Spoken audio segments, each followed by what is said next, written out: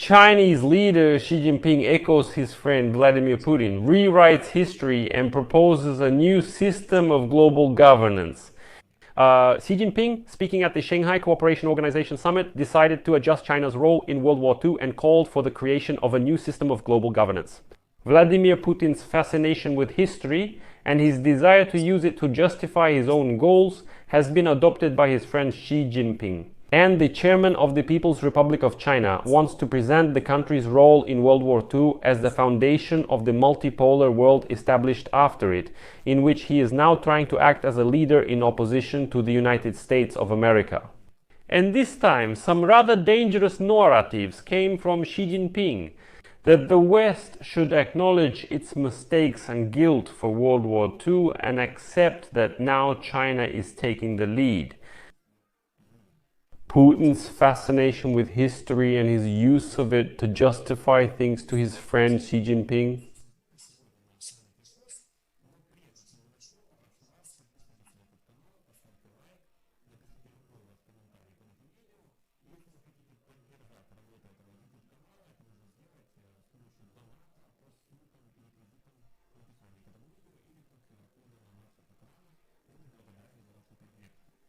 So, at the Shanghai Cooperation Organization Summit, Xi Jinping called on the leaders of more than 20 countries who gathered with him to use their economic influence together with China to confront the West amid growing geopolitical and trade tensions. He urged all Shanghai Cooperation Organization countries to launch a cold war against the United States and the West, so Shanghai Cooperation Organization members would support China replacing the United States. As Xi Jinping stated, it is necessary to maintain an organized multipolar world in which free trade will be preserved and a more just and reasonable system of global governance will be built.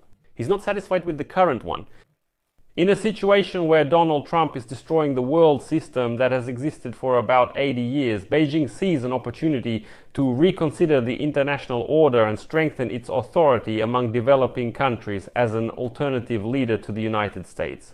This goal is also served by adjusting China's role in World War II and the establishment of the international system under the auspices of the United Nations after it. This adjustment will also help strengthen China's claims to Taiwan, which it considers its own territory. The Shanghai Cooperation Organization Summit is being held at a time when Beijing is celebrating the anniversary of the end of World War II for only the second time ever, with a large-scale military parade. The first time, let me remind you, was in 2015. So today, Xi Jinping called on other countries to promote a correct view of World War II, thus implying that for all these 80 years, all of us have known about World War II. Distorted information. But now China will reveal the truth to all of us, and Xi Jinping tried to reveal it to us today. And what's scary is that Xi Jinping has started talking like Putin.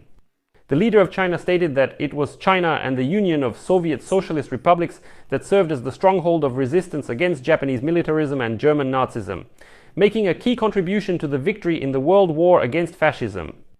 That was a quote from him, by the way.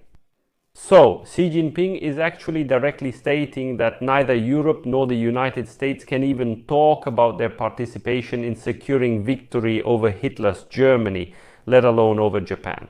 It was China and the Union of Soviet Socialist Republics who were the main victors. And right away, dictator Putin declares that Europe must admit its guilt, now for the modern war of Russia against Ukraine. As if until Europe itself admits that it supposedly provoked Russia into war. Well, there won't be any peace until then.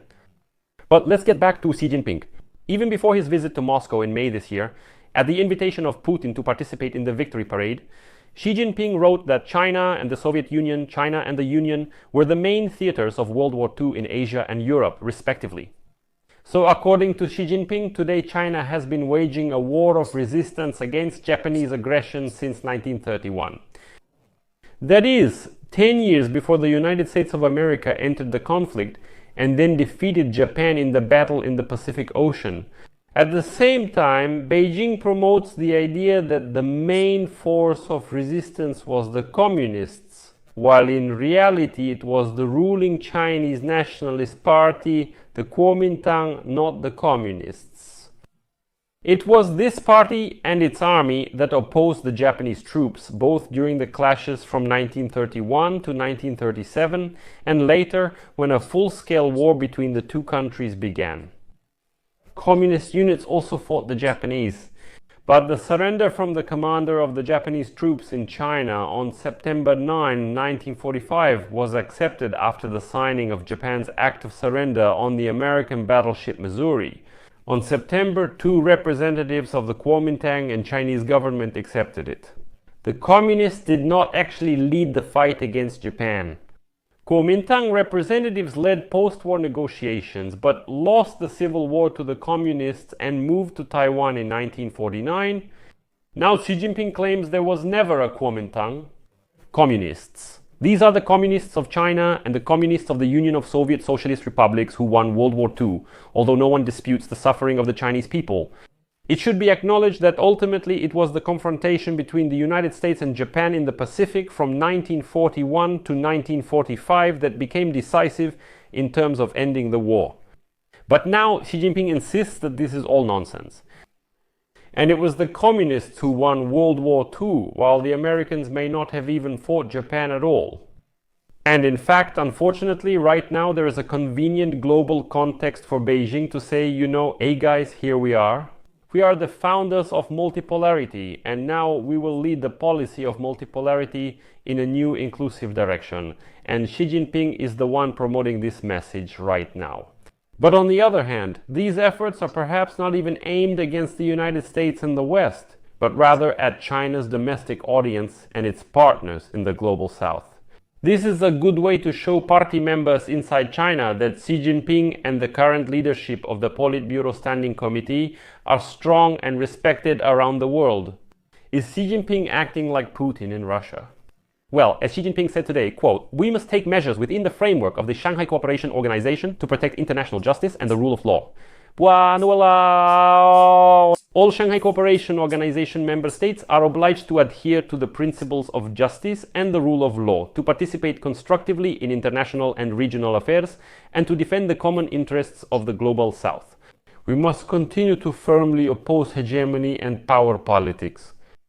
Russia already supports the initiative put forward by Xi Jinping to create a new system of global governance. And Putin responded that this is especially relevant at a time when some countries still refuse to give up their pursuit of dictatorship in international affairs. Well, coming from Baldy Putin, that even sounds funny. Beijing's attempt to take advantage of the chaos created by Trump to strengthen its international image will be undermined by such a large-scale display of military power at the parade and by its close ties with Moscow, which is waging a war of aggression against Ukraine. And you know, rewriting history, of course, sounds very, very dangerous. What do you think about this? Write in the comments under this episode, subscribe to the channel, click the bell, and don't forget to like. That's all for now. Take care. Goodbye, everyone.